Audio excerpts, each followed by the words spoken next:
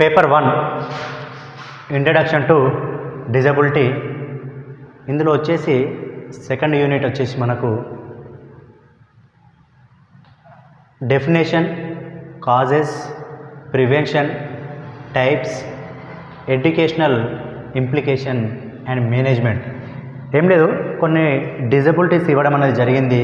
ఆ డిజబిలిటీస్ సంబంధించినటువంటి మీనింగ్ ఏంటిది, దాని నివారణ చర్యలు ఏంటిది, విద్యారంగంలో ఎలాంటి సమస్యలను ఎదుర్కొంటున్నారో ఆ పిల్లలు, నెక్స్ట్ ఈ అంశాలకు సంబంధించినటువంటి మొత్తం కూడా మనకు సెకండ్ యూనిట్లో ఇవ్వడం అనేది జరిగింది. మరి ఇందులో వచ్చేసి మనకు మొత్తం 5 టాపిక్స్ ఇవ్వడం జరిగింది. ఫస్ట్ టాపిక్ వచ్చేసి లోకోమోటర్ డిజబిలిటీ ఇవ్వడం జరిగింది. Next poliomyelitis, cerebral palsy, muscular disorder, దీనికి సంబంధించి మొత్తం కూడా ఫస్ట్ టాపిక్లో ఇవ్వడం జరిగింది.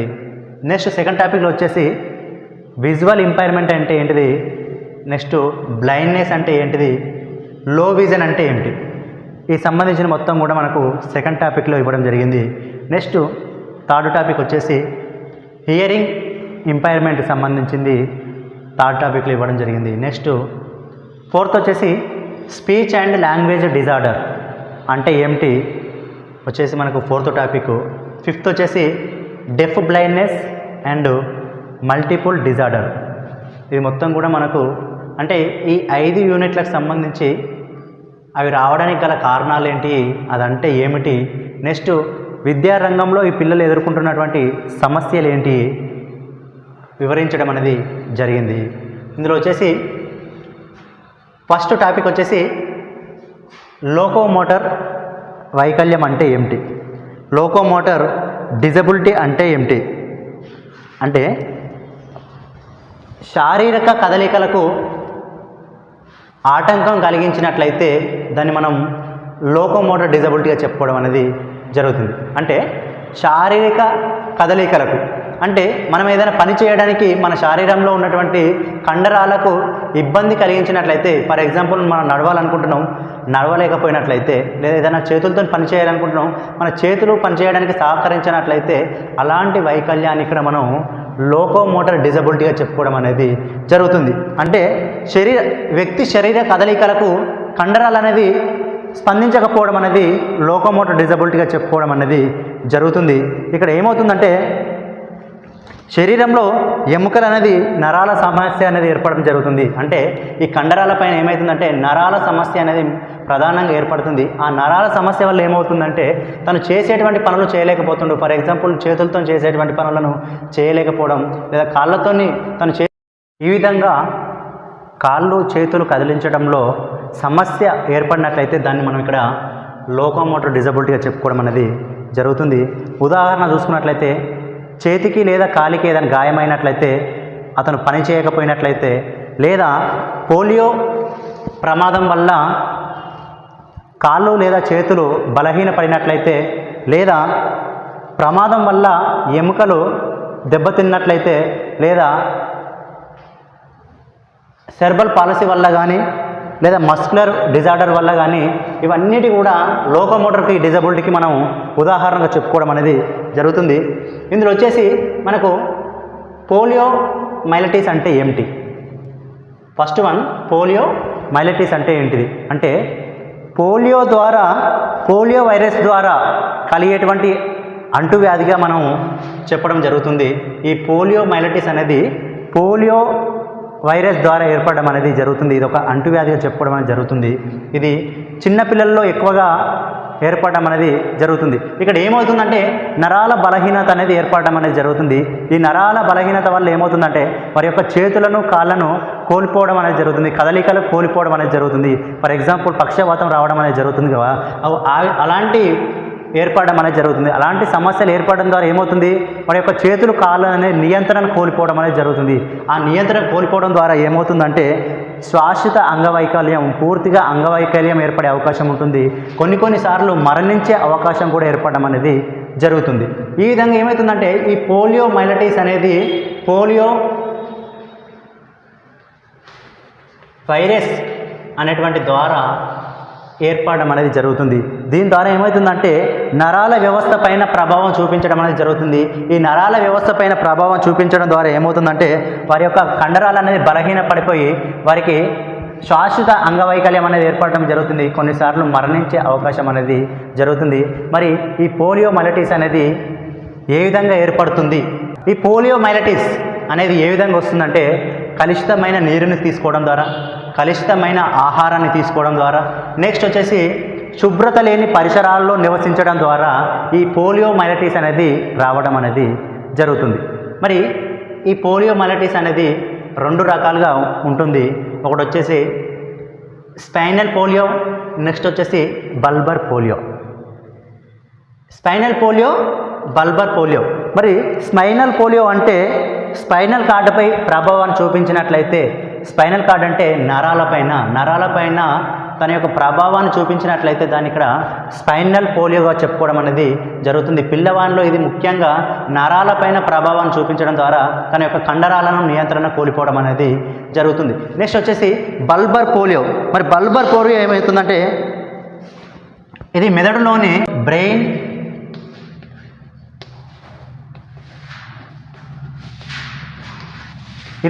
మెదడులోని బ్రెయిన్ స్ట్రోమ్పై ప్రభావం చూపించడం అనేది జరుగుతుంది. దీనివల్ల ఏమవుతుందంటే మాట్లాడడంలో కానీ శ్వాస తీసుకోవడంలో కానీ ఇబ్బంది ఏర్పడడం అనేది జరుగుతుంది. ఈ విధంగా స్పైనల్ పోలియో, బల్బర్ పోలియో అనేది ఏర్పడడానికి అవకాశం అనేది ఉంటుంది. మరి ఇక్కడ వచ్చేసి నివారణ ఏంటిది? మరి ఈ పోలియో ఏర్పడినట్లయితే ఎలాంటి నివారణ చర్యలు తీసుకోవచ్చు? చూసినట్లయితే టీకాల ద్వారా నివారణ అనేది చేయవచ్చు. నెక్స్ట్ వచ్చేసి పరిశుభ్రమైన పరిసరాల్లో నివసించడం ద్వారా, నెక్స్ట్ కలుషితం లేని నీరుని, కలుషితం లేని ఆహారాన్ని తీసుకున్నట్లయితే ఇక్కడ ఈ వ్యాధిని నివారించడానికి అవకాశం అనేది ఉంటుంది. ఇక్కడ వచ్చేసి 2 రకాల టీకాలను ఇవ్వడం అనేది జరుగుతుంది. మరి ఆ 2 రకాల టీకాలు ఏంటి అని చూసుకున్నట్లయితే ఈ పోలియోమైలిటిస్ వచ్చేసి మనం టీకాల ద్వారా నివారణ అనేది చేపట్టడం అనేది జరుగుతుంది. ఇందులో 2 రకాల టీకాలు ఉండడం జరుగుతుంది. ఒకటి వచ్చేసి ఐఓపి, మరొకటి వచ్చేసి ఐపీఓ. మరి ఐఓపి అనేది ఏంటంటే ఓవరాల్ పోలియో వ్యాక్సిన్గా చెప్పుకోవడం అనేది జరుగుతుంది. చిన్నప్పుడు పోలియో చుక్కలు వేస్తారు, డ్రాప్ల ద్వారా వేస్తారు చిన్నపిల్లల్లో.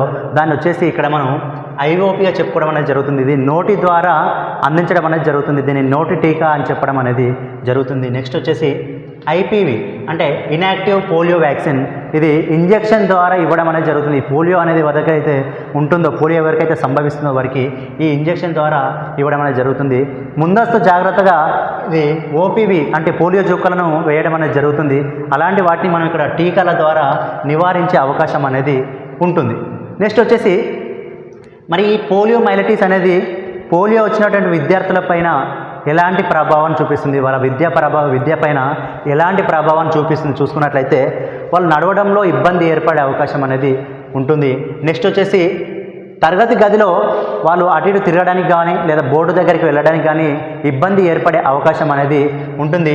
నెక్స్ట్ వచ్చి ఇతరులతో పాటు కలిసి ఆడుకోవడానికి కానీ పాటలు పాడుకోవడానికి ఇలాంటివి చేయడానికి కూడా వారికి సమస్య ఏర్పడడం అనేది జరుగుతుంది. నెక్స్ట్ వచ్చేసి నిర్వహణ అంటే ఎలాంటి చికిత్స ఇవ్వడం ద్వారా ఈ పోలియోమైలిటిస్ అనేది నివారించవచ్చు చూసుకున్నట్లయితే ఫిజియోథెరపీ చేయడం ద్వారా సమస్యను పరిష్కరించడానికి అవకాశం అనేది ఉంటుంది. నెక్స్ట్ వచ్చేసి సహాయ పరికరాలు అంటే వీల్ చైర్ కానీ వీళ్ళకి పోలియో ఉన్నటువంటి వ్యక్తులకి కావాల్సినటువంటి ప్రత్యేక అవసరాలను, ప్రత్యేక సదుపాయాలను కల్పించినట్లయితే వారు చదువుకోవడం కానీ వారి సమస్యను తగ్గించడానికి అవకాశం అనేది ఉంటుంది. నెక్స్ట్ వచ్చేసి ఐపీ ఇంక్లూజివ్ ప్లానింగ్.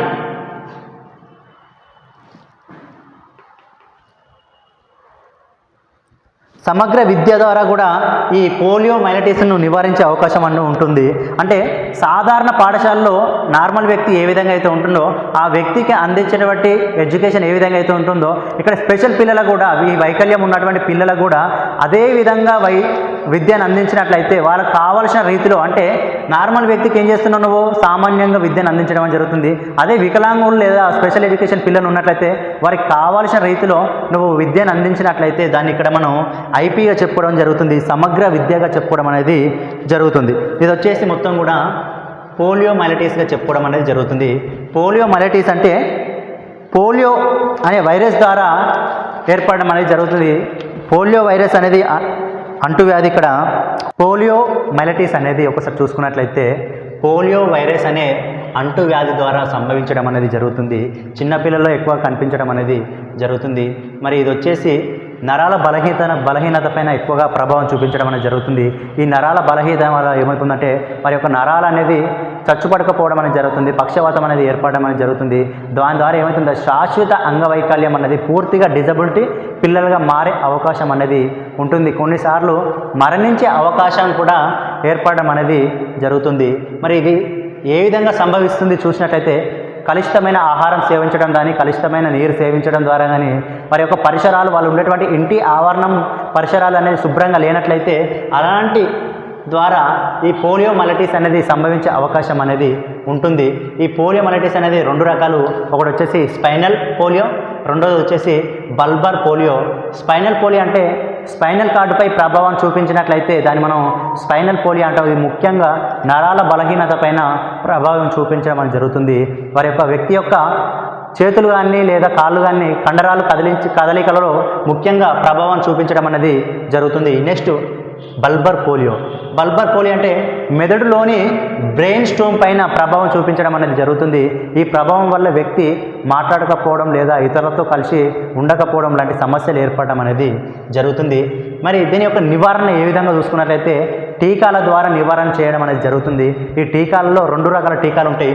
ఒకటి వచ్చేసి ఐపీఓ అంటే ఓవరాల్ పోలియో వ్యాక్సిన్, మరొకటి వచ్చేసి IPV inactive polio vaccine. IPO polio ద్వారా నోటి ద్వారా ఇంజెక్షన్ అనేది ఇవ్వడం జరుగుతుంది. నెక్స్ట్ ఐపీఓ వచ్చేసి ఇంజెక్షన్ ద్వారా ఇక్కడ వ్యాక్సిన్ అనేది ఇవ్వడం అనేది జరుగుతుంది. నెక్స్ట్ వచ్చేసి మరి ఈ పోలియో మైలటిస్ ఉన్నటువంటి పిల్లలు విద్యాపరమైన ఎలాంటి ప్రభావాన్ని ఎదుర్కోవడం జరుగుతుందంటే వారు నడవడంలో లేదా వారు బోర్డు దగ్గరికి వెళ్ళడం కానీ లేదా తరగతి గదిలో అటు ఇటు తిరగడంలో కానీ ఇబ్బందులు ఏర్పడే అవకాశం అనేది ఉంటుంది. నెక్స్ట్ నిర్వహణ అంటే ఈ పోలియో ఉన్నటువంటి పిల్లలను చూసుకున్నట్లయితే మరి వారికి ఎలాంటి శిక్షణ ఇచ్చినట్లయితే దీన్ని తగ్గించడానికి అవకాశం ఉంటుందంటే ఫిజియోథెరపీ కానీ లేదా ఐపీ కానీ సమగ్ర విద్యా ప్రణాళిక కానీ ఇవ్వడం ద్వారా వారి యొక్క సమస్యను పరిష్కరించడానికి అవకాశం అనేది ఉంటుంది. సహాయ పరికరాలు వీల్ చైర్ కానీ అంటే ఈ వైకల్యం ఉన్నటువంటి పిల్లలకు తగిన పరికరాలు అందించినట్లయితే ఈ సమస్యను తగ్గించే అవకాశం అనేది ఉంటుంది. ఇది వచ్చేసి మనకు పోలియో మైలటిస్గా చెప్పుకోవడం అనేది జరుగుతుంది. నెక్స్ట్ వచ్చేసి ఏముందంటే సెరెబ్రల్ పాలసీ.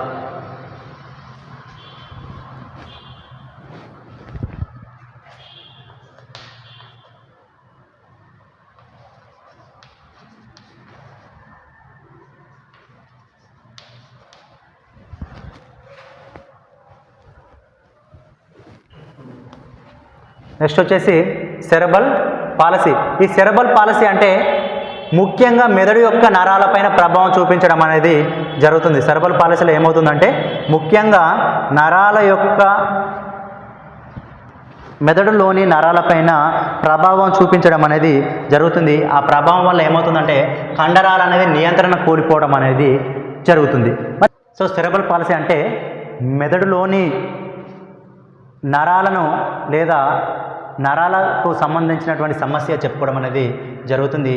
ఇక్కడ వచ్చేసి మెదడుకు నష్టం వల్ల కదలికలు లేదా కండరాల నియంత్రణ కోల్పోవడం అంటే మెదడులోని నరాలపైన సమస్య ఏర్పడినట్లయితే అవి కండరాల యొక్క నియంత్రణ కోల్పోవడం అనేది జరుగుతుంది. ఆ విధంగా కోల్పోయినట్లయితే దాన్ని మనం ఇక్కడ సెరెబ్రల్ పాలసీగా చెప్పుకోవడం అనేది జరుగుతుంది. మరి ఇలా ఈ సెరెబ్రల్ పాలసీ ఏర్పడడానికి గల కారణాలు చూసినట్లయితే గర్భాధారణ సమయంలో ఏదైనా ఇన్ఫెక్షన్ ఏర్పడినట్లయితే ఈ సెరెబ్రల్ పాలసీ అనేది ఏర్పడడానికి అవకాశం ఉంటుంది. శిశువు పుట్టే సమయంలో ఆక్సిజన్ లోపం ఏర్పడినట్లయితే తగిన ఆక్సిజన్ అనేది లభించకపోయినట్లయితే సెరెబ్రల్ పాలసీ అనేది ఏర్పడడానికి అవకాశం ఉంటుంది. పుట్టిన తర్వాతకి ఏదైనా తలకు గాయమైనట్లయితే అక్కడ సెరెబ్రల్ పాలసీ ఏర్పడడానికి అవకాశం అనేది ఉంటుంది.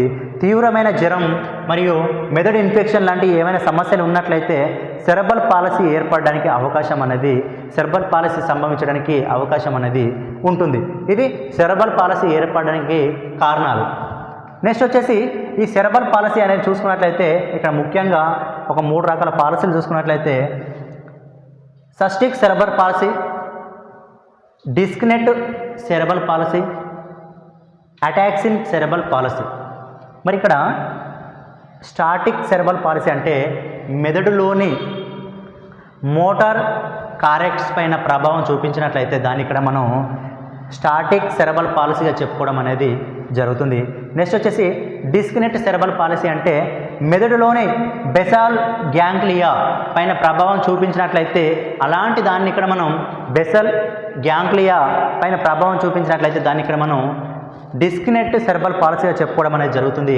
అటాక్సిన్ అంటే మెదడులోని సెరిబెల్లం పైన ప్రభావం చూపించినట్లయితే దాన్ని ఇక్కడ మనం అటాక్స్ ఇన్ సెరెబల్ పాలసీగా చెప్పుకోవడం అనేది జరుగుతుంది. మరి దీని యొక్క నివారణ ఏంటిదంటే శిశువు పుట్టే సమయంలో, పుట్టక ముందుకు లేదా పుట్టే సమయంలో, పుట్టిన తర్వాతకి తగిన జాగ్రత్తలు తీసుకున్నట్లయితే ఈ సెరెబల్ పాలసీ అనేది రాకుండా చూసుకోవడం అనేది జరుగుతుంది. అంటే ఎవరైనా ఒక శిశువు పుట్టే సమయంలో, గర్భధారణకు ముందు లేదా పుట్టే సమయంలో లేదా పుట్టిన తర్వాతకి తగిన జాగ్రత్తలు తీసుకున్నట్లయితే ఇది ఏర్పడడానికి అవకాశం అనేది తగ్గించవచ్చు. నివారణ చర్యల ద్వారా సెరెబల్ పాలసీ అనేది ఏర్పడకుండా జాగ్రత్తలు తీసుకోవడం అనేది జరుగుతుంది. నెక్స్ట్ వచ్చేసి మరి సెరెబల్ పాలసీ ఉన్నట్లయితే ఆ విద్యార్థుల్లో వారికి విద్యాపరమైన సమస్యలు ఏ విధంగా ఏర్పడతాయి అంటే వాళ్ళు రాయడంలో సమస్య అనేది ఏర్పడుతుంది. అదేవిధంగా మాట్లాడడంలో, ఇతరులతో మాట్లాడడంలో సమస్య అనేది ముఖ్యంగా ఏర్పడడం అనేది జరుగుతుంది. మరి దీనికి ఎలాంటి నిర్వహణ, ఎలాంటి చికిత్స అనేది అవసరం అనుకున్నట్లయితే ప్రత్యేకమైన విద్య అనేది అవసరం. స్పెషల్ ఎడ్యుకేషన్ అనేది ఖచ్చితంగా ఈ సెరెబల్ పాలసీ ఉన్నవారికి అవసరం. అదేవిధంగా స్పీచ్ థెరపీ, యాక్యుపేషనల్ థెరపీ ద్వారా ఈ సెరెబల్ పాలసీని తగ్గించే అవకాశం అనేది ఉంటుంది. నెక్స్ట్ వచ్చేసి సహాయ పరికరాలను అందించాలి. ఈ సెరెబల్ పాలసీ ఉన్నట్లయితే దానికి తగినటువంటి సహాయ పరికరాలు, స్పెషల్ ఎడ్యుకేషన్ పిల్లలకు ఉన్నటువంటి సహాయ పరికరాలు ఏమైనా ఉన్నట్లయితే వాటిని అందించడం ద్వారా వారిని ఈ సెరెబల్ పాలసీని నుంచి తగ్గించే అవకాశం అనేది ఉంటుంది. ఇక్కడ వచ్చేసి ఈ సెరెబల్ పాలసీని పూర్తిగా న్యాయం చేయకపోవచ్చు, పూర్తిగా తగ్గించడానికి అవకాశం లేకపోయినా కొన్ని లక్షణాలను లేదా పాటించడం ద్వారా ఏమవుతుందంటే దీనిలో ఉన్నటువంటి వ్యాప్తిని తగ్గించే అవకాశం అనేది ఉంటుంది. స్వతగా వాని పని వాడు చేసుకునే అవకాశాన్ని కల్పించడానికి అవకాశం అనేది ఉంటుంది.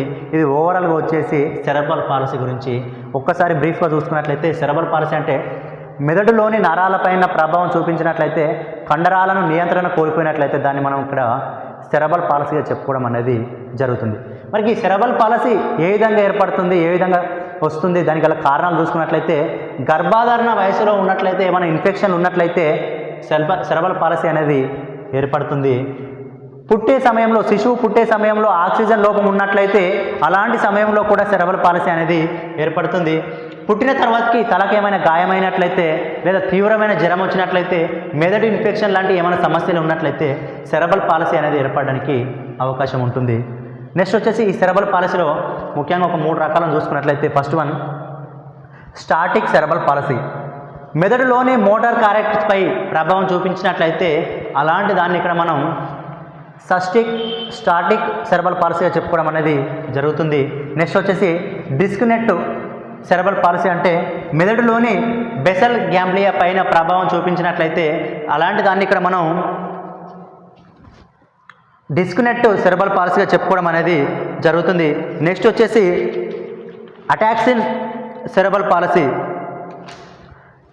మెదడులోని సెరిబెల్లం దెబ్బతినడం వల్ల ఈ అటాక్స్ ఇన్ సెరెబల్ పాలసీ అనేది ఏర్పడడం జరుగుతుంది. అంటే ఏం లేదు, స్టాటిక్ సెరెబల్ పాలసీ అంటే మెదడులోని మోటార్ కార్టెక్స్ దెబ్బతినడం వల్ల ఇది ఏర్పడుతుంది, ఈ డిజబిలిటీ అనేది ఏర్పడుతుంది. ఈ డిస్కనెక్ట్ అనేది మెదడులోని బెసల్ గ్యాంగ్లియా దెబ్బతినడం వల్ల ఏర్పడుతుంది. నెక్స్ట్ అటాక్సిన్ అనేది మెదడులోని సెరెబెల్లం దెబ్బతినడం వల్ల ఏర్పడడం అనేది జరుగుతుంది. నెక్స్ట్ వచ్చేసి నివారణ చర్యలు అంటే శిశువు పుట్టే ముందు, పుట్టే సమయంలో, పుట్టిన తర్వాతకి తగిన జాగ్రత్తలు తీసుకున్నట్లయితే దీన్ని నివారించడానికి అవకాశం అనేది ఉంటుంది. నెక్స్ట్ విద్యాపరమైన సమస్యలు ఏమని ఎదుర్కొంటారంటే వీళ్ళు రాయడంలో కానీ లేదా మాట్లాడడంలో సమస్యలు ఏర్పడడం అనేది జరుగుతుంది. ఫస్ట్ టాపిక్లో వచ్చేసి లాస్ట్ వన్ మస్కులర్ డిస్ట్రోఫీ.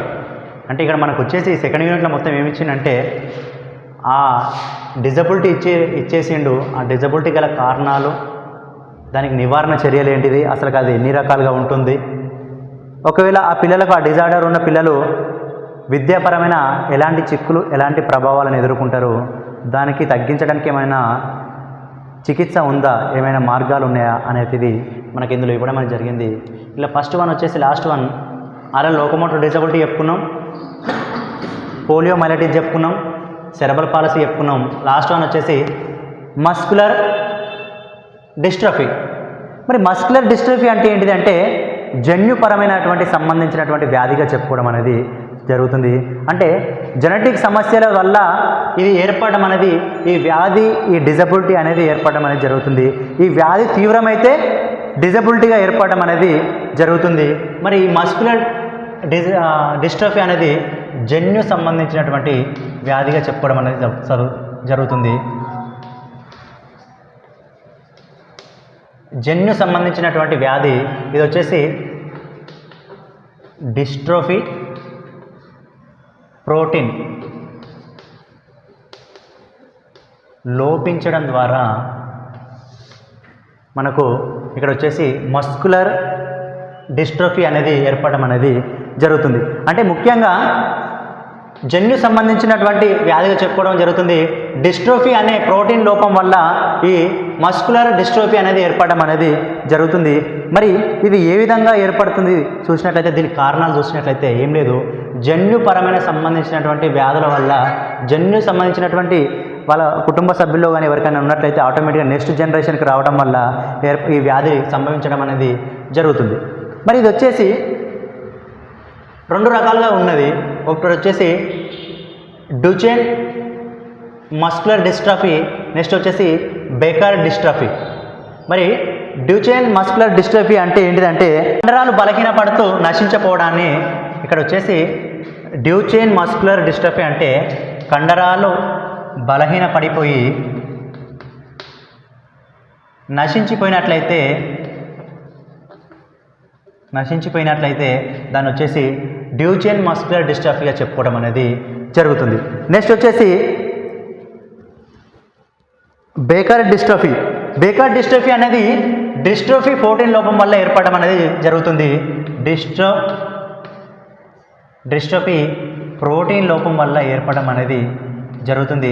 ఈ లోపం వల్ల ఏర్పడినట్లయితే ఏమవుతుందంటే కండరాలు అనేది నెమ్మదిగా బలహీనపడిపోవడం అనేది జరుగుతుంది, నెమ్మదిగా ఏర్పడటం అనేది జరుగుతుంది. ఈ విధంగా రెండు రకాల మస్కులర్ డిస్ట్రోఫీలు ఏర్పడడానికి అవకాశం అనేది ఉంటుంది. మరి దీనికి నివారణ ఏంటిది? ఈ డిస్ట్రోఫీ మస్కులర్ ఏర్పడకుండా ఉండడానికి గల నివారణ చర్యలు ఏంటిది చూసుకున్నట్లయితే, వివాహానికి ముందే అంటే పెళ్లి చేసుకున్నటువంటి ముందే ఏం చేయాలంటే, ఈ డిస్ట్రోఫీ సంబంధించినటువంటి సమస్యలు ఉన్నట్లయితే వాటిని కౌన్సిలింగ్ ద్వారా చెక్ చేసుకోవడం, కౌన్సిలింగ్ తీసుకోవడం అనేది ముఖ్యంగా ఇక్కడ చూసుకోవచ్చు. నెక్స్ట్ ఇంకోటి ఏంటంటే, ఈ మస్కులర్ డిస్ట్రోఫీ అనేది కుటుంబ సభ్యుల్లో ఎవరికైనా ఉన్నట్లయితే ఆ కింద ఉన్నటువంటి కుటుంబ సభ్యులు ఖచ్చితంగా పరీక్షలు చేయించుకోవాలి. దీనికి వచ్చేసి నివారణ వచ్చేసి ఇదే, ఇంత మించి దీనికి నివారణ అనేది ఏం లేదు. నెక్స్ట్ వచ్చేసి మరి ఈ మస్కులర్ డిస్ట్రోఫీ ఉన్న పిల్లల్లో ఎలాంటి ప్రభావం చూపిస్తుంది విద్య పైన అంటే, వీళ్ళు వ్రాయడంలో ఇబ్బంది పడడం అనేది జరుగుతుంది. నెక్స్ట్ వచ్చేసి తరగతి గదిలో ఎక్కువసేపు కూర్చోవడంలో, తరగతి గదిలో వీళ్ళు ఎక్కువసేపు కూర్చోలేకపోవడం అనేది జరుగుతుంది. ఎందుకంటే వీరి యొక్క కండరాలు అనేది నశించిపోవడం అనేది జరుగుతుంది, వీరి యొక్క కండరాలు అనేది బలహీన పడిపోవడం అనేది జరుగుతుంది. కాబట్టి వీళ్ళు తరగతి గదిలో క్లాసులు అవుతున్నప్పుడు, తరగతులు అవుతున్నప్పుడు అప్పుడు ఎక్కువసేపు కూర్చోలేకపోవడం అనేది ముఖ్యంగా సమస్య ఏర్పడడం అనేది జరుగుతుంది. నెక్స్ట్ వచ్చేసి శారీరక అలసట అనేది ఏర్పడడం అనేది జరుగుతుంది. ఇది వచ్చేసి ఈ మస్కులర్ డిస్ట్రోఫీ ఉన్నటువంటి పిల్లలు మనం ముఖ్యంగా చూడవచ్చు. నెక్స్ట్ వచ్చేసి మరి దీన్ని తగ్గించడానికి చికిత్సలు చూసినట్లయితే, మరి ఎలాంటి నిర్వహణ తీసుకున్నట్లయితే దీన్ని తగ్గించడానికి అవకాశం ఉంటుంది చూసుకున్నట్లయితే, వ్యాయామాలు చేయడం ద్వారా ఈ మస్కులర్ డిస్ట్రోఫీ అనేది తగ్గించడానికి అవకాశం అనేది ఉంటుంది. నెక్స్ట్ వైద్య పర్యవేక్షణ అంటే వైద్యుల యొక్క సలహాలు తీసుకోవడం అనేది ముఖ్యంగా ఇలా చూసుకోవచ్చు. నెక్స్ట్ వచ్చేసి సహాయ పరికరాలను అందించడం అనేది ముఖ్యంగా ఇలా చూసుకోవడం అనేది జరుగుతుంది. అంటే ఈ మస్కులర్ డిస్ట్రోఫీ ఉన్నటువంటి వారికి ఖచ్చితంగా ఆ డిజబిలిటీకి సంబంధించినటువంటి పరికరాలను అందించాల్సి అయితే ఖచ్చితంగా ఉంటుంది. ఈ విధంగా ఈ వ్యాధిని తగ్గించడానికి, ఈ డిజబిలిటీని తగ్గించడానికి అవకాశం అనేది ఉంటుంది. ఇక్కడ వచ్చేసి మస్కులర్ డిస్ట్రోఫీ అంటే ఇది వచ్చేసి జన్యు సంబంధించినటువంటి వ్యాధిగా చెప్పుకోవడం అనేది జరుగుతుంది, జన్యు సంబంధించినటువంటి డిజబిలిటీగా చెప్పుకోవడం అనేది జరుగుతుంది.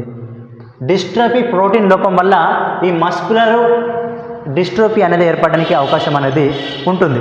మరి ఇది ఏర్పడడానికి గల కారణం ఏంటిది? ముఖ్యంగా ఇది ఏర్పడడానికి కారణం ఏంటిదంటే జన్యు సంబంధించినటువంటి కారణంగా చెప్పుకోవడం అనేది జరుగుతుంది.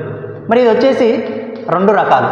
మరి ఏంటిదంటే డ్యూచెన్ మస్కులర్, నెక్స్ట్ వచ్చేసి బేకర్ డిస్ట్రోఫీ. మరి డ్యూచెన్ మస్కులర్ డిస్ట్రోఫీ అంటే కండరాలు బలహీన పడిపోయి నరాలు నశించిపోయినట్లయితే దాన్ని ఇక్కడ డ్యూచెన్ మస్కులర్ డిస్ట్రోఫీగా చెప్పుకోవడం అనేది జరుగుతుంది. నెక్స్ట్ వచ్చేసి బేకర్ మస్కులర్ డిస్ట్రోఫీ అంటే డిస్ట్రోఫీ ప్రోటీన్ లోపం వల్ల ఈ బేకర్ డిస్ట్రోఫీ మస్కులర్ అనేది ఏర్పడడం జరుగుతుంది. ఇందులో ఏమవుతుందంటే నరాలు బలహీనత అనేది నెమ్మదిగా ఏర్పడడం అనేది జరుగుతుంది. నెమ్మదిగా ఏర్పడి ప్రభావాన్ని చూపించడం అనేది జరుగుతుంది. ఇది బేకర్ డిస్ట్రోఫీ మస్కులర్గా చెప్పుకోవడం అనేది జరుగుతుంది. మరి దీనికి ఒక నివారణ ఏంటిది చూసుకున్నట్లయితే ఇక్కడ వివాహానికి ముందే కెరియర్ అంటే కౌన్సిలింగ్ తీసుకోవడం అనేది ఇక్కడ ముఖ్య ఉద్దేశం. ఆ విధంగా కౌన్సిలింగ్ తీసుకున్నట్లయితే దీనికి సంబంధించినటువంటి ఏమైనా సలహాలు కావాలన్నట్లయితే ఖచ్చితంగా వివాహానికి ముందే ఎవరు కౌన్సిలింగ్ తీసుకోవాలి. నెక్స్ట్ కుటుంబ సభ్యుల్లో ఎవరికైనా మస్కులర్ డిస్ట్రోఫీ ఉన్నట్లయితే దానికి సంబంధించినటువంటి పరీక్షలు చేసుకోవడం అనేది ఖచ్చితంగా చేసుకోవాలి ఆ కుటుంబ సభ్యులు. నెక్స్ట్ వచ్చేసి ఈ మస్కులర్ డిస్ట్రోఫీ ఉన్నటువంటి పిల్లలపైన మరి విద్యాపరంగా ఎలాంటి ప్రభావం చూపిస్తుందంటే వాళ్ళు ఎక్కువసేపు తరగతి గదిలో కూర్చోలేకపోవడం అనేది జరుగుతుంది. నెక్స్ట్ వ్రాయడంలో ఇబ్బంది ఏర్పడడం అనేది జరుగుతుంది. నెక్స్ట్ వచ్చేసి శారీరక అలసట అనేది ఏర్పడటం అనేది జరుగుతుంది. నెక్స్ట్ మరి ఈ మస్కులర్ డిస్ట్రోఫీని తగ్గించడానికి ముఖ్య చికిత్స ఏంటిదంటే వీళ్ళతో ఎక్కువగా వ్యాయామాలు చేయించాలి. నెక్స్ట్ వచ్చేసి వైద్యుల పర్యవేక్షణ అనేది ఖచ్చితంగా అవసరం. నెక్స్ట్ వచ్చేసి సహాయ పరికరాలను అందించడం అనేది ముఖ్య ఉద్దేశం. ఈ విధంగా ఈ మస్కులర్ డిస్ట్రోఫీని తగ్గించడానికి అవకాశం అనేది ఉంటుంది. నెక్స్ట్ వచ్చేసి సెకండ్ టాపిక్ వచ్చేసి విజువల్ ఇంపైర్మెంట్. ఇందులో వచ్చేసి బ్లైండ్నెస్ అంటే ఏంటిది, లో విజన్ అంటే ఏమిటి, ఇది వచ్చేసి మొత్తం మనకు సెకండ్ టాపిక్గా ఇవ్వడం అనేది జరిగింది. విజువల్ ఇంపైర్మెంట్ అంటే ఏమిటి? ఒక వ్యక్తి స్పష్టంగా చూడలేని స్థితినే మనం ఇక్కడ విజువల్ ఇంపైర్మెంట్గా చెప్పుకోవడం అనేది జరుగుతుంది. ఒక వ్యక్తి స్పష్టంగా చూడలేని స్థితినే మనం ఇక్కడ విజువల్ ఇంపైర్మెంట్గా చెప్పుకోవడం అనేది జరుగుతుంది. మరి ఈ విజువల్ ఇంపైర్మెంట్లో వచ్చేసి 2 రకాలుగా ఉంటుంది. అది వచ్చేసి ఒకటి బ్లైండ్నెస్, నెక్స్ట్ వచ్చేసి లో విజన్. విజువల్ ఇంపైర్మెంట్ అంటే ఒక వ్యక్తి చూడలేనటువంటి స్థితిని మనం పూర్తిగా చూడలేనటువంటి స్థితిని మనం విజువల్ ఇంపైర్మెంట్గా చెప్పడం అనేది జరుగుతుంది. స్పష్టంగా చూడలేకపోయినట్లయితే దాన్ని విజువల్ ఇంపైర్మెంట్గా అంధవైకల్యంగా చెప్పుకోవడం అనేది జరుగుతుంది. ఈ అంధవైకల్యం వచ్చేసి మనకు 2 రకాలుగా ఉండడం అనేది జరుగుతుంది. అంటే విజువల్ ఇంపైర్మెంట్ అంటే దృష్టి వైకల్యం, అంటే వ్యక్తి స్పష్టంగా చూడలేనటువంటి స్థితిని మనం దృష్టి వైకల్యంగా చెప్పుకోవడం అనేది జరిగింది. మరి ఇది మనకు 2 రకాలు, ఒకటి బ్లైండ్నెస్, నెక్స్ట్ వచ్చేసి లో విజన్. మరి ఇక్కడ బ్లైండ్నెస్ అంటే చూపు అనేది పూర్తిగా కానీ లేదా తక్కువ కానీ ఉన్నట్లయితే దాన్ని ఇక్కడ మనం బ్లైండ్నెస్ డిజబిలిటీగా చెప్పుకోవడం అనేది జరుగుతుంది. అంటే ఒక వ్యక్తి యొక్క చూపు పూర్తిగా కానీ లేదా కొద్ది మొత్తంలో ఉన్నట్లయితే దాన్ని మనం చూడడానికి తక్కువ అవకాశం ఉన్నట్లయితే దాన్ని మనం ఇక్కడ బ్లైండ్నెస్ డిజబిలిటీగా చెప్పుకోవడం అనేది జరుగుతుంది. నెక్స్ట్ వచ్చేసి లో విజన్ అంటే తక్కువ చూపు. మరి తక్కువ చూపు అంటే చూడడానికి అవకాశం ఉన్నా కూడా కొన్ని సహాయ పరికరాలతో చూడడానికి అవకాశం ఉన్నట్లయితే దాన్ని మనం ఇక్కడ లో విజన్గా చెప్పుకోవడం అనేది జరుగుతుంది. ఫర్ ఎగ్జాంపుల్ చూపు తక్కువ ఉన్న వాళ్ళు ఏం చేస్తారు, స్పెట్స్ పెట్టుకోవడం అనేది జరుగుతుంది. దానికి సంబంధించినటువంటి ప్రత్యేకమైనటువంటి స్పెట్స్ను ఉపయోగించి వాటి చూపుని మళ్ళీ తిరిగి పొందడం అనేది జరుగుతుంది. దాన్ని ఇక్కడ మనం లో విజన్గా చెప్పుకోవడం అనేది జరుగుతుంది. అంటే చూపు కొంతవరకు ఉంటుంది వారికి, కానీ ఆ ఉన్నటువంటి చూపుని పూర్తిగా చూడడానికి ఏం చేస్తారు, ప్రత్యేకమైనటువంటి సదుపాయాలను ఉపయోగించుకొని చూపును చూడడం అనేది జరుగుతుంది. కాబట్టి దాన్ని ఇక్కడ లో విజన్గా చెప్పుకోవడం అనేది జరుగుతుంది. మరి ఇక్కడ వచ్చేసి ఈ విజువల్ ఇంపైర్మెంట్ ఏర్పడడానికి గల కారణాలు ఏంటిది అంటే ఈ చూపు అనేది తక్కువ చూడడానికి గల కారణాలు ఏంటిది, లేదా పూర్తిగా కోల్పోవడానికి గల కారణాలు ఏంటి ఒకసారి చూసినట్లయితే జన్యుపరమైన లోపాలు. మరి జన్యుపరమైన లోపాలు అంటే వాళ్ళకు ఉన్నటువంటి కుటుంబ సభ్యులకు ఏమైనా ఇలాంటి సమస్యలు ఉన్నట్లయితే వీరికి కూడా అలాంటి సమస్యలు రావడానికి అవకాశం ఉంటుంది. ఫర్ ఎగ్జాంపుల్ ఒక తండ్రి కొడుకులను చూసుకున్నట్లయితే తన తండ్రికి కంటి సంబంధించినటువంటి సమస్యలు ఉన్నట్లయితే ఆటోమేటిక్గా ఏమవుతుంది, తన కొడుకు కూడా కంటి సంబంధించినటువంటి సమస్యలు వచ్చే అవకాశం ఉంటుంది. అలాంటి జన్యుపరమైన సమస్యలు రావడం అనేది జరుగుతుంది. ఈ విధంగా ఏమవుతుంది, జన్యుపర సమస్యల వల్ల నెక్స్ట్ వచ్చేటువంటి వాళ్ళ కొడుకు కూడా అవకాశం అనేది జరుగుతుంది. కాబట్టి ఆ విధంగా కంటి సమస్య అనేది దృష్టి వైకల్యం అనేది ఏర్పడడానికి అవకాశం అనేది ఉంటుంది. నెక్స్ట్ వచ్చేసి కంటి వ్యాధులు సామాన్యంగా వ్యక్తిలో ఉన్నటువంటి కొన్ని వ్యాధులు ఉంటాయి, ఒక్కొక్కరికి ఒక్కొక్క రకమైన వ్యాధులు ఉంటాయి. మరి ఈ కంటి రకమైనటువంటి వ్యాధులు మనకి ఉన్నట్లయితే మనకి దృష్టిపైన ప్రభావం చూపించడం అనేది జరుగుతుంది. పూర్తిగా చూపును కోల్పోవడం అనేది జరుగుతుంది, లేదా కొద్ది మొత్తంలో చూపు కోల్పోవడం అనేది జరుగుతుంది ఆటోమేటిక్గా. నెక్స్ట్ వచ్చేసి ప్రమాదాలు. అంటే ఏదైనా యాక్సిడెంట్ జరిగినప్పుడు అనుకోకుండా ప్రమాదాలు జరిగినప్పుడు ఏమవుతుందంటే తన యొక్క చూపుకి కళ్ళకి ఏమైనా ఎఫెక్ట్ అయినట్లయితే ఏమవుతుంది, ఆటోమేటిక్గా చూపు కోల్పోవడం అనేది జరుగుతుంది. ఈ విధంగా ఈ కారణాల వల్ల వ్యక్తి తన యొక్క చూపును కోల్పోయే అవకాశం అనేది ఉంటుంది. నెక్స్ట్ వచ్చేసి మరి నివారణ. అంటే ఈ విజువల్ ఇంపైర్మెంట్ రాకుండా, ఈ దృష్టి వైకల్యం రాకుండా ఎలాంటి నివారణ చర్యలు తీసుకోవచ్చు, ఎలాంటి నివారణ చేయవచ్చు చూసినట్లయితే కంటి పరీక్షలు చేయించుకోవడం. అంటే నీకు దీనికి సంబంధించినటువంటి సమస్య ఉన్నది అని నీకు అనిపించినప్పుడు నువ్వు ఆటోమేటిక్గా నెక్స్ట్ ఏం చేయాలంటే కంటికి సంబంధించినటువంటి పరీక్షలు చేయించుకోవడం అనేది ఉత్తమమైన పరిష్కారంగా చెప్పుకోవడం అనేది జరుగుతుంది. నెక్స్ట్ వచ్చేసి మరి ఈ విజువల్ ఇంపైర్మెంట్ ముఖ్యంగా విటమిన్ ఏ లోపం వల్ల ఏర్పడడం అనేది జరుగుతుంది. అంటే ఒక వ్యక్తికి విటమిన్ ఏ అనేది సరిగా లేనట్లయితే, విటమిన్ ఏ అనేది లేకపోయినట్లయితే ఆటోమేటిక్గా అతనికి దృష్టి వైకల్యం అనేది ఏర్పడడం జరుగుతుంది. కాబట్టి ఆ విటమిన్ ఏ అనేది సరిగ్గా ఉన్నదా లేదా అనేది ఒకసారి చూసుకోవడం అనేది ముఖ్య ఉద్దేశం. నెక్స్ట్ వచ్చేసి భద్రతాపరమైన చర్యలు. అంటే ఏదైనా పని చేసేటప్పుడు ఖచ్చితంగా భద్రతాపరమైన చర్యలు తీసుకోవడం అనేది ఇక్కడ ముఖ్య ఉద్దేశం. ఫర్ ఎగ్జాంపుల్ తీసుకున్నట్లయితే వెల్డింగ్ షాపుల దగ్గరికి వెళ్ళినప్పుడు అయితే అక్కడ మొత్తం వెల్డింగ్ చేస్తున్నప్పుడు ప్రకాశవంతమైన మెరుపులు రావడం అనేది జరుగుతుంది, లైట్లు రావడం అనేది జరుగుతుంది. అవి నువ్వు డైరెక్ట్గా చూసినట్లయితే ఏమవుతుంది, నీ కళ్ళపైన ఎఫెక్ట్ పడడం అనేది జరుగుతుంది. నీ కళ్ళపైన ఎఫెక్ట్ పడడం ద్వారా ఏమవుతుంది, దృష్టి వైకల్యం అనేది ఏర్పడడం జరుగుతుంది. అదే మీరు ఆ వెల్డింగ్ చేసేటువంటి వ్యక్తిని చూసినట్లయితే ప్రత్యేకమైన స్పెట్స్ని పెట్టుకొని తను ఆ పనిని చేయడం అనేది జరుగుతుంది. ఎందుకంటే తన కంటిపైన సమస్యలు ఏర్పడకుండా ఉండడం కోసం, తన కంటి చూపు పైన ఎలాంటి ఇబ్బంది ఉండడం కోసం ఏం చేస్తుందంటే తన ప్రత్యేకమైన భద్రతా చర్యలు, అంటే ఏం చేస్తాడు, కంటికి కావలసినటువంటి చర్యలు తీసుకొని తన యొక్క పనిని చేసుకోవడం అనేది జరుగుతుంది.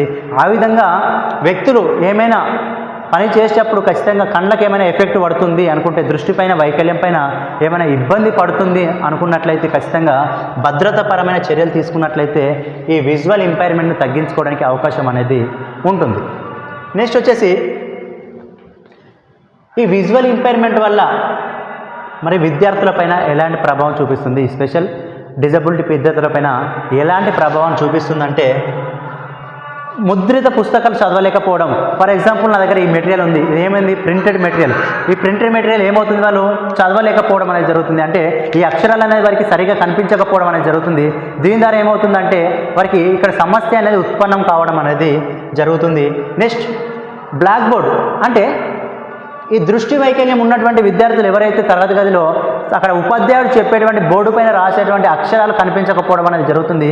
అంటే బ్లాక్ బోర్డును సరిగా చూడలేకపోవడం అనేది ఒక సమస్యగా ఏర్పడడం అనేది జరుగుతుంది. నెక్స్ట్ వీరికి ఖచ్చితంగా బ్రెయిల్ అనేది ఖచ్చితంగా అవసరం. అంటే ఈ చూపు లేని వారి కోసం ఖచ్చితంగా బ్రెయిల్ లిపి అనేది ఉంటుంది. అలాంటిది ఖచ్చితంగా వీళ్ళకి అవసరం అనేది ఇక్కడ చూడవచ్చు. విద్యాపరమైన ప్రభావాల్లో, విద్యాపరమైన చిక్కుల్లో వీటిని ఖచ్చితంగా చూడడం అనేది జరుగుతుంది. మరి ఈ విజువల్ ఇంపైర్మెంట్ ఉన్నటువంటి వారికి మరి ఎలాంటి నివారణ చర్యలు తీసుకోవాలి, ఎలాంటి చికిత్సలు తీసుకోవాలి, మరి దీన్ని తగ్గించాలంటే చూసినట్లయితే వీరికి ఖచ్చితంగా బ్రెయిల్ శిక్షణ అవసరం. బ్రెయిల్ లిప్ శిక్షణ అంటే కంటి చూపు లేని వాళ్ళకి ఖచ్చితంగా చేతులతో దాన్ని స్పర్శ చూస్తూ ఖచ్చితంగా చదువుకోవడం అనేది జరుగుతుంది. మరి అలాంటి చదువుకోవాలంటే ఖచ్చితంగా ఏం కావాలి, దానికి సంబంధించిన శిక్షణ అనేది ఖచ్చితంగా అవసరం. కాబట్టి ఈ విజువల్ ఇంపైర్మెంట్ ఎవరికైతే ఉంటుందో వారికి ఖచ్చితంగా బ్రెయిల్ శిక్షణ అనేది ఇవ్వడం అనేది ముఖ్య ఉద్దేశం. నెక్స్ట్ ఈ కంటికి సంబంధించినటువంటి సమస్య ఎవరికైనా ఉన్నట్లయితే నిరంతరం వారు వైద్యుల యొక్క శిక్షణ అనేది తీసుకోవాలి. అంటే వారు తరచుగా డాక్టర్ దగ్గరికి వెళ్తూ ఆ కంటికి సంబంధించినటువంటి పరీక్షలు చేయించుకోవడం అనేది ముఖ్యంగా అవసరం ఇక్కడ. నెక్స్ట్ ఈ కంటికి సంబంధించినటువంటి ఏమైనా ఇన్ఫెక్షన్లు ఉన్నట్లయితే ఎవరికైనా ఖచ్చితంగా దానికి సరైన మందులు వాడడం అనేది ముఖ్యంగా చూసుకోవడం అనేది జరుగుతుంది. నెక్స్ట్ చివరిగా చూసుకున్నట్లయితే దీనికి సంబంధించినటువంటి ఎవరికైనా విజువల్ ఇంపైర్మెంట్ సంబంధించిన సమస్యలు ఉన్నట్లయితే ఖచ్చితంగా వారి యొక్క తల్లిదండ్రుల కౌన్సిలింగ్ అనేది ఖచ్చితంగా అవసరం. ఈ విధంగా ఈ నివారణ ద్వారా ఈ విజువల్ ఇంపైర్మెంట్, ఈ దృష్టి వైకల్యాన్ని తగ్గించడానికి అవకాశం అనేది ఉంటుంది. ఓవరాల్గా ఇది వచ్చేసి విజువల్ ఇంపైర్మెంట్ గురించి. ఒక్కసారి విజువల్ ఇంపైర్మెంట్ గురించి చూసుకున్నట్లయితే విజువల్ ఇంపైర్మెంట్ అంటే ఏంటిదంటే ఎవరైనా ఒక వ్యక్తి స్పష్టంగా చూడలేనటువంటి స్థితిని మనం ఇక్కడ విజువల్ ఇంపైర్మెంట్, దృష్టి వైకల్యంగా చెప్పుకోవడం అనేది జరుగుతుంది. మరి ఈ విజువల్ ఇంపైర్మెంట్ అనేది రెండు రకాలు. ఒకటి బ్లైండ్నెస్, రెండోది వచ్చేసి లో విజన్. బ్లైండ్నెస్ అంటే చూపు పూర్తిగా కానీ తక్కువ కానీ చూడడానికి అవకాశం ఉన్నట్లయితే దాన్ని ఇక్కడ మనం బ్లైండ్నెస్ డిజబిలిటీగా చెప్పుకోవడం అనేది జరుగుతుంది. లో విజన్, చూపు కొంతవరకు చూడడానికి అవకాశం ఉండి సహాయ పరికరాలను ఉపయోగించినట్లయితే, ఫర్ ఎగ్జాంపుల్ మనకు చూడడానికి కొద్దిగా అవకాశం ఉంది, మనం మొత్తం చూడడానికి మనకు కావాల్సింది ఏంటిది, దానికి సంబంధించినటువంటి స్పెట్స్ అవసరం, కళ్ళద్దాలు అవసరం. ఆ కళ్ళద్దాలు పెట్టుకొని చూసినట్లయితే, సహాయ పరికరాలు ఉపయోగించి చూసినట్లయితే ఇక్కడ దాన్ని మనం లో విజన్గా చెప్పుకోవడం అనేది జరుగుతుంది. మరి ఈ విజువల్ ఇంపైర్మెంట్, దృష్టి వైకల్యం ఏర్పడడానికి గల కారణాలు చూసినట్లయితే జన్యుపరమైన లోపాలు, అంటే కుటుంబ సభ్యులకు ఎవరికైనా ఇలాంటి సమస్యలు ఉంటే ఆటోమేటిక్గా వీరికి కూడా వచ్చే అవకాశాలు ఉంటాయి. నెక్స్ట్ వచ్చేసి కంటి వ్యాధులు, అంటే నార్మల్గా వ్యక్తులకు వీటికి సంబంధించినటువంటి వ్యాధులు సంభవించినట్లయితే ఖచ్చితంగా దృష్టిపైన ఇబ్బంది ఏర్పడడం అనేది జరుగుతుంది. నెక్స్ట్ ప్రమాదాలు, ఏదైనా యాక్సిడెంట్ కానీ లేదా ఏదైనా ప్రమాదం సంభవించినప్పుడు వారి యొక్క చూపును కోల్పోవడం అనేది జరుగుతుంది. ఈ కారణాల వల్ల విజువల్ ఇంపైర్మెంట్ అనేది ఏర్పడడం అనేది జరుగుతుంది. నెక్స్ట్ వచ్చేసి నివారణ, అంటే ఈ విజువల్ ఇంపైర్మెంట్ ఏర్పడకుండా ఉండడానికి తీసుకోవాల్సిన నివారణ ఏంటంటే ఖచ్చితంగా కంటి పరీక్షలు చేయించుకోవాలి. నెక్స్ట్ వచ్చేసి విటమిన్ ఏ లోపం లేకుండా చూసుకోవాలి. నెక్స్ట్ వచ్చేసి భద్రతాపరమైన చర్యలు, ఏదైనా పని చేసేటప్పుడు ఖచ్చితంగా దానికి తగిన అనుగుణంగా భద్రతాపరమైన చర్యలు తీసుకోవడం అనేది ముఖ్య ఉద్దేశం. నెక్స్ట్ వచ్చేసి విద్యాపరమైన ప్రభావాలు, అంటే ఈ డిజబిలిటీ ఉన్నటువంటి వ్యక్తులకు మరి వాళ్ళు చదువుకున్న సమయంలో ఎలాంటి సమస్యలు ఏర్పడతాయి అంటే, ముద్రిత పుస్తకాలు, అంటే బుక్స్ చదవడంలో ఇబ్బంది ఏర్పడడం జరుగుతుంది. వారికి సరిగా కనిపించకపోవడం వల్ల సమస్య అనేది ఉత్పన్నం కావడం అనేది జరుగుతుంది. తరగతి గదిలో ఉపాధ్యాయుడు చెప్పేటువంటి తరగతి బ్లాక్ బోర్డ్ని సరిగా చూడలేకపోవడం ఒక సమస్యగా కూడా ఏర్పడడం అనేది జరుగుతుంది. నెక్స్ట్ వీరికి ఖచ్చితంగా బ్రెయిల్ అనేది అవసరం.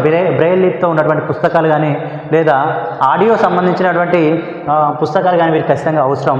నెక్స్ట్ వచ్చేసి దీని నిర్వహణ, దీని యొక్క చికిత్స చూసుకున్నట్లయితే బ్రెయిల్లో వీళ్ళకి శిక్షణ అనేది ఖచ్చితంగా అవసరం. ఎందుకంటే చూపు లేకపోవడంతో వాళ్ళు బ్రెయిల్ శిక్షణ తీసుకున్నట్లయితే ఆ మార్గం ద్వారా వాళ్ళు చదువుకోవడానికి అవకాశం అనేది ఉంటుంది. నెక్స్ట్ ఈ సమస్యలు ఉన్నట్లయితే ఖచ్చితంగా కంటికి సంబంధించినటువంటి వైద్యులు ఎవరైతే ఉంటారో వాళ్ళ దగ్గర నిరంతరం పరీక్షలు చేసుకోవడం అనేది ముఖ్య వీరికి అవసరం ఉంటుంది.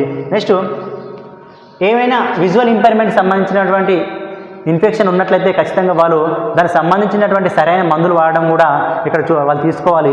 నెక్స్ట్ వచ్చేసి ఈ విజువల్ ఇంపైర్మెంట్ ఎవరికైతే ఉంటుందో వాళ్ళ తల్లిదండ్రులు కూడా ఖచ్చితంగా కౌన్సిలింగ్ అనేది తీసుకోవడం అనేది జరుగుతుంది. ఈ విధంగా ఈ విజువల్ ఇంపైర్మెంట్ అనేది తగ్గించుకోవడానికి అవకాశం అనేది ఉంటుంది. ఇది ఓవరాల్గా వచ్చేసి సెకండ్ టాపిక్.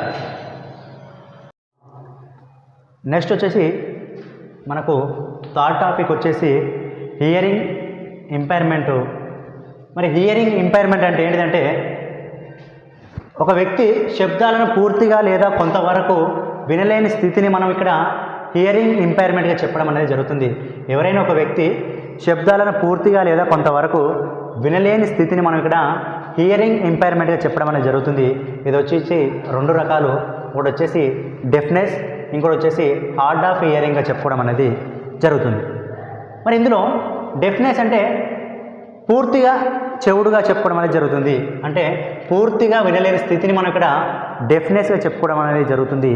నెక్స్ట్ వచ్చేసి హార్డ్ ఆఫ్ హియరింగ్, అంటే కొంతవరకు వినడానికి అవకాశం ఉండి సహాయ పరికరాలను ఉపయోగించుకొని వినే స్థితిని ఇక్కడ హార్డ్ ఆఫ్ హియరింగ్గా చెప్పుకోవడం అనేది జరుగుతుంది. డెఫ్నెస్నేమో మనకి పూర్తిగా చెవులు వినబడాయి, హార్డ్ ఆఫ్ డెఫినెస్లో కొంత వానికి చెవులు వినబడతాయి, సహాయ పరికరాలను చెవులో పెట్టుకొని వాడు విన్నట్లయితే దాని ఇక్కడ హార్డ్ ఆఫ్ డెఫినెస్లో చెప్పడం జరుగుతుంది. నెక్స్ట్ వచ్చేసి మరి ఈ హియరింగ్ ఇంపైర్మెంట్ ఏర్పడడానికి గల కారణాలు చూసుకున్నట్లయితే జన్యుపరమైన కారణాలు, ఇన్ఫెక్షన్లు, శబ్ద కాలుష్యం, ప్రెగ్నెంట్తో ఉన్నప్పుడు శిశువు పుట్టేటప్పుడు ఆక్సిజన్ లోపం, ఆక్సిజన్ సరిగా అందకపోయినట్లయితే ఈ సమస్యల కారణంగా హియరింగ్ ఇంపైర్మెంట్ అనేది ఏర్పడడానికి అవకాశం అనేది ఉంటుంది.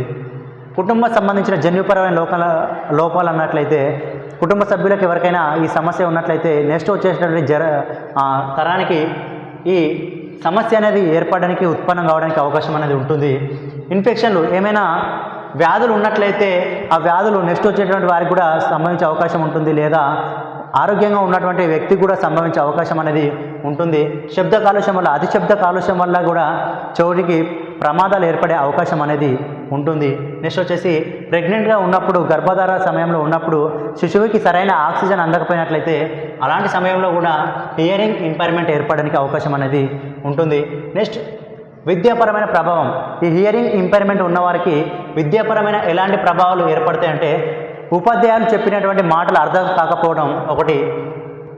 నెక్స్ట్ మాటలను నేర్చుకోవడంలో ఇబ్బంది ఏర్పడటం, సామాజిక పరమైన సమస్యలు, ఇవన్నీ కూడా ఈ హియరింగ్ ఇంపైర్మెంట్ ఎవరికైతే ఉంటాయో ఆ పిల్లవాళ్ళకు ఈ సమస్యలు అనేది ఉత్పన్నం కావడం అనేది జరుగుతుంది. ఒక తరగతి గదిలో ఉపాధ్యాయుడు మాట్లాడుతున్నట్లయితే ఆ మాటలు వాళ్ళకి అర్థం కాకపోవడం, నెక్స్ట్ ఈ సమస్య ఉన్నవాళ్ళు వారు మాట్లాడుతున్న మాటలని నేర్చుకోవడంలో ఇబ్బంది ఏర్పడడం అనేది జరుగుతుంది. ఇది వచ్చేసి హియరింగ్ ఇంపైర్మెంట్లో ఈ విద్యా సమస్యలు, విద్య నేర్చుకోవడంలో సమస్యలు అనేది ఉత్పన్నం కావడం అనేది జరుగుతుంది. నెక్స్ట్ నిర్వహణ, చికిత్స, అంటే ఈ హియరింగ్ ఇంపైర్మెంట్ ఉన్న వాళ్ళకి ఎలాంటి చికిత్సను అందిస్తారంటే శబ్దాలను గుర్తించే పరికరాలను అందించడం, ఎయిడ్స్ వంటి పరికరాలను అందించడం. అంటే శబ్దాలను గుర్తించేటువంటి పరికరాలు ఉంటాయి సపరేట్గా, ఆ పరికరాలను ఈ హియరింగ్ ఇంపైర్మెంట్ ఉన్న వాళ్ళకి ఇవ్వడం ద్వారా నివారించవచ్చు. నెక్స్ట్ లిప్ రీడింగ్ ద్వారా ఇతరులు మాట్లాడుతున్నటువంటి మాటలని లిప్ రీడింగ్ ద్వారా గుర్తుపట్టడం అనే దానికి సంబంధించినటువంటి శిక్షణను ఇవ్వడం. నెక్స్ట్ సైన్ లాంగ్వేజ్ నేర్పించడం, సహాయ పరికరాలను అందించడం, ఇలాంటివి అందించడం ద్వారా ఈ చికిత్స ద్వారా హియరింగ్ ఇంపైర్మెంట్ను తగ్గించడానికి అవకాశం అనేది ఉంటుంది. ఇది ఓవరాల్గా వచ్చేసి మనకు 3వ టాపిక్. నెక్స్ట్ వచ్చేసి స్పీచ్ అండ్ లాంగ్వేజ్ డిజార్డర్. మరి స్పీచ్ అండ్ లాంగ్వేజ్ డిజార్డర్ వచ్చేసి ఒక వ్యక్తి మాటలు పలకడంలో కానీ, భాషను అర్థం చేసుకోవడంలో కానీ, ఉపయోగించడంలో కానీ ఇబ్బంది లేదా కష్టం ఏర్పడినట్లయితే దాన్ని మనం ఇక్కడ స్పీచ్ లాంగ్వేజ్ డిజార్డర్గా చెప్పుకోవడం అనేది జరుగుతుంది. ఎవరైనా ఒక వ్యక్తి తను మాట్లాడే మాటల్లో కానీ లేదా భాషను అర్థం చేసుకోవడంలో, భాషను ఉపయోగించడంలో కష్టం ఏర్పడినట్లయితే, సమస్యలు ఉత్పన్నమైనట్లయితే దాన్ని ఇక్కడ మనం స్పీచ్ లాంగ్వేజ్ డిజార్డర్గా చెప్పుకోవడం అనేది జరుగుతుంది. మరి ఇది ఏర్పడడానికి గల కారణాలు చూసుకున్నట్లయితే మేధస్సు లోపం ఉన్నట్లయితే లేదా మెదడులో లోపాలు ఉన్నట్లయితే, వంశ పారంపర్య జన్ను సంబంధించినటువంటి సమస్యలు ఉన్నట్లయితే లేదా వినికిడి సమస్యలు ఉన్నట్లయితే, ఇలాంటి సమస్యలు ఉన్నట్లయితే ఈ స్పీచ్ లాంగ్వేజ్ డిజార్డర్ ఏర్పడడానికి అవకాశం అనేది ఉంటుంది. నెక్స్ట్ మరి విద్యకు సంబంధించినటువంటివి చూసుకున్నట్లయితే ఈ స్పీచ్ లాంగ్వేజ్ డిజార్డర్ ఉన్న విద్యార్థులను తీసుకున్నట్లయితే వీరికి చదువులో వెనుకబడడం అనేది ఉంటుంది. నెక్స్ట్ వచ్చినట్లయితే అంటే చదవడంలో వాళ్ళు వెనుకబడి ఉండిపోవడం జరుగుతుంది. నెక్స్ట్ కమ్యూనికేషన్ సమస్యలు ఏర్పడడం అనేది జరుగుతుంది. అంటే ఇతరులు చెప్పేటువంటిది అర్థం చేసుకోవడం కానీ, వారు చెప్పేటువంటిది ఇతరులు అర్థం చేసుకోవడం కానీ, అంటే కమ్యూనికేషన్ ఇద్దరు వ్యక్తుల మధ్య సమస్య అనేది ఉత్పన్నం కావడం జరుగుతుంది. అంటే ఇక్కడ స్పీచ్ లాంగ్వేజ్ అంటే వీడు మాట్లాడేది వానికి అర్థం కాదు, వాడు మాట్లాడేది వీనికి అర్థం కాదు. ఈ విధంగా కమ్యూనికేషన్ సమస్యలు ఏర్పడడానికి అవకాశం అనేది ఉంటుంది. నెక్స్ట్ చదువులో అంటే ఈ సమస్య ఉండడం వల్ల, అంటే స్పీచ్ అంటే ఉపాధ్యాయుడు చెప్తున్నప్పుడు వీనికి ఏమవుతుంది, అర్థం కాకపోవడం అనేది జరుగుతుంది. అందుకే వీడు ఏమవుతుండు, చదువులో వెనుకబడిపోవడం అనేది జరుగుతుంది. ఈ విధంగా ఈ డిజార్డర్ ఉన్న వాళ్ళకి విద్య పైన సమస్యలు ఏర్పడడం అనేది జరుగుతుంది. నెక్స్ట్ వచ్చేసి నివారణ, అంటే ఈ స్పీచ్ లాంగ్వేజ్ డిజార్డర్ ఉన్న వారికి ఎలాంటి సమస్యలు ఉత్పన్నమవుతాయి, దేని ద్వారా మనం నివారించవచ్చు అంటే స్పీచ్ థెరపీ ద్వారా ఈ సమస్యను మనం తగ్గించడానికి అవకాశం ఉంటుంది. నెక్స్ట్ లాంగ్వేజ్ థెరపీ ద్వారా మనం ఈ సమస్యను తగ్గించడానికి అవకాశం ఉంటుంది. వినికిడి పరీక్షలు చేయడం ద్వారా, నెక్స్ట్ తల్లిదండ్రులకు సరైన శిక్షణ ఇవ్వడం ద్వారా ఈ సమస్యలను తగ్గించడానికి, స్పీచ్ లాంగ్వేజ్ డిజార్డర్ను తగ్గించడానికి అవకాశం అనేది ఉంటుంది. ఇది ఓవరాల్గా వచ్చేసి మనకు 4th టాపిక్. నెక్స్ట్ లాస్ట్కి వచ్చేసి మనకు 5th టాపిక్ వచ్చేసి ఏంటంటే డెఫ్ బ్లైండ్నెస్ మల్టిపుల్ డిజార్డర్. ఇది వచ్చి సింపుల్ ఏం లేదమ్మా, చూపు ప్లస్ వినికిడి సమస్య, హియరింగ్ ప్లస్ విజువల్, ఈ 2 సమస్యలు ఏకదాటిగా తీవ్రంగా ఉన్నట్లయితే దాన్ని మనం డెఫ్ బ్లైండ్నెస్ చెప్పుకోవడం అనేది జరుగుతుంది. ఈ ఏవైతే హియరింగ్ కానీ లేదా విజువల్ కానీ ఈ సమస్యలు పెద్ద మొత్తంలో తీవ్ర స్థాయిలో ఉన్నట్లయితే దాన్ని డెఫ్ బ్లైండ్నెస్ చెప్పుకోవడం అనేది జరుగుతుంది. నెక్స్ట్ మల్టిపుల్ డిజబిలిటీస్, అంటే ఒక వైకల్యం కంటే ఎక్కువ వైకల్యం. ఫర్ ఎగ్జాంపుల్ ఒక వ్యక్తికి ఒక హియరింగో విజువలో లేదా ఏదో ఒక సమస్య ఉంటే అది ఇండివిజువల్ సమస్య చెప్పుకోవచ్చు. ఒకే వ్యక్తికి ఒకటి కంటే ఎక్కువ డిజార్డర్లు ఉన్నట్లయితే, వైకల్యాలు ఉన్నట్లయితే దాన్ని ఇక్కడ మనం మల్టిపుల్ డిజార్డర్గా చెప్పుకోవడం అనేది జరుగుతుంది. దీన్ని బహుళ వైకల్యంగా చెప్పుకోవడం అనేది జరుగుతుంది. ఇది వచ్చేసి మనకు 5th టాపిక్. ఒకసారి పెంచి సో ఇది ఓవరాల్గా వచ్చేసి మనకు 2nd యూనిట్. దీనికి సంబంధించినటువంటి అంటే ఏం లేదు, కొన్ని డిజార్డర్లు ఇచ్చారు, వాటి యొక్క అర్థాలు, అవి రావడానికి గల కారణాలు, అవి ఎన్ని రకాలుగా ఉంటున్నాయి, మరి విద్యారంగంపై ఎలాంటి సమస్యలు చూపిస్తున్నాయి, దానికి ఎలాంటి నివారణ అవసరం అనేది తెలియజేయడం జరిగింది. లోకోమోటర్ అంటే శరీరం యొక్క కదలికలపై సమస్యలు ఏర్పడినట్లయితే, వాడు పని చేయలేకపోయినట్లయితే దాన్ని లోకోమోటర్ అంటాం. నెక్స్ట్ పోలియో డిజబిలిటీ ఇక్కడికి వచ్చేసి ఏంటంటే పోలియో ద్వారా ఈ వ్యాధి అనేది ఎఫెక్ట్ కావడం అనేది జరుగుతుంది. ఇది ఖచ్చితంగా వచ్చేసి నరాలపైన దీని ప్రభావం చూపించడం అనేది జరుగుతుంది. దాని ద్వారా ఏమవుతుందంటే పక్షవాతం అనేది ఏర్పడడం జరుగుతుంది. ఇక్కడ ఈ విధంగా ఏర్పడినట్లయితే దాన్ని పోలియో మైస్టల్గా చెప్పుకోవడం అనేది జరుగుతుంది. నెక్స్ట్ వచ్చేసి సెరెబ్రల్ పాలసీ, మెదడు నరాలపై ప్రభావం చూపించడం అనేది జరుగుతుంది. మెదడు నరాలపై ప్రభావం చూపించడం ద్వారా తన యొక్క రోజువారీ పనులు చేసుకోకపోవడం అనేది ఇబ్బంది ఏర్పడడం అనేది జరుగుతుంది. మస్కులర్ డిజబిలిటీ అంటే మస్కులర్ విటమిన్ లోపం వల్ల ఇది ఏర్పడడం జరుగుతుంది. ముఖ్యంగా జన్యు సంబంధించినటువంటి సమస్యల ద్వారా ఈ డిజార్డర్ అనేది ఏర్పడడం అనేది జరుగుతుంది. నెక్స్ట్ విజువల్ ఇంపైర్మెంట్ అంటే సాధారణంగా ఒక వ్యక్తి చూడలేకపోయినట్లయితే దాన్ని మనం విజువల్ ఇంపైర్మెంట్గా చెప్పుకోవడం అనేది జరుగుతుంది. బ్లైండ్నెస్ అంటే పూర్తిగా చూడలేకపోతే దాన్ని బ్లైండ్నెస్గా చెప్పుకోవడం జరుగుతుంది. లో విజన్ అంటే కొంతవరకు చూడడానికి అవకాశం ఉండి ఏదైనా ఇతర పరికరాలను ఉపయోగించి చూసినట్లయితే దాన్ని మనం ఇక్కడ లో విజన్ డిజబిలిటీగా చెప్పుకోవడం అనేది జరుగుతుంది. హియరింగ్ అంటే వినడానికి శబ్దాలను పూర్తిగా కానీ కొంతవరకు కానీ వినడంలో సమస్య ఏర్పడినట్లయితే దాన్ని మనం ఇక్కడ హియరింగ్ ఇంపైర్మెంట్గా చెప్పుకోవడం అనేది జరుగుతుంది. ఇక్కడ డెఫ్నెస్ అంటే పూర్తిగా వినబడకపోయినట్లయితే దాన్ని మనం ఇక్కడ డెఫ్నెస్ హియరింగ్ ఇంపైర్మెంట్గా చెప్పుకోవడం అనేది జరుగుతుంది. నెక్స్ట్ వచ్చేసి హార్డ్ ఆఫ్ హియరింగ్ అంటే వినడానికి కొద్దిగా అవకాశం ఉండి సహాయ పరికరాలు చెవులో ఏదైనా పరికరాలు పెట్టుకొని వినడానికి అవకాశం ఉన్నట్లయితే దాన్ని మనం ఇక్కడ హార్డ్ ఆఫ్ హియరింగ్గా చెప్పుకోవడం అనేది జరుగుతుంది. నెక్స్ట్ స్పీచ్ లాంగ్వేజ్ డిజార్డర్ అంటే వ్యక్తి మాటలు మాట్లాడడం లేదా భాషను అర్థం చేసుకోవడం ఉపయోగించడంలో సమస్యలు ఉత్పన్నమైనట్లయితే దాన్ని ఇక్కడ మనం స్పీచ్ లేదా లాంగ్వేజ్ డిజార్డర్గా చెప్పుకోవడం అనేది జరుగుతుంది. లాస్ట్కి వచ్చేసి డెఫ్ అండ్ బ్లైండ్నెస్ అంటే ఇక్కడ హియరింగ్ ప్లస్ విజువల్ అంటే చెవుడు లేకపోతే కనబడకపోవడం ఈ రెండు సమస్యలు ఒకేసారి తీవ్ర స్థాయిలో ఉత్పన్నమైనట్లయితే దాన్ని మనకు డెఫ్ బ్లైండ్నెస్గా చెప్పుకోవడం అనేది జరుగుతుంది. నెక్స్ట్ మల్టిపుల్ డిజబిలిటీ అంటే ఒకటి కంటే ఎక్కువ వైకల్యాలు డిజబిలిటీస్ ఒక వ్యక్తిలో ఏర్పడినట్లయితే దాన్ని మనం ఇక్కడ మల్టిపుల్ డిజబిలిటీగా చెప్పుకోవడం అనేది జరుగుతుంది. ఇది ఓవరాల్గా వచ్చేసి సెకండ్ యూనిట్ అండి.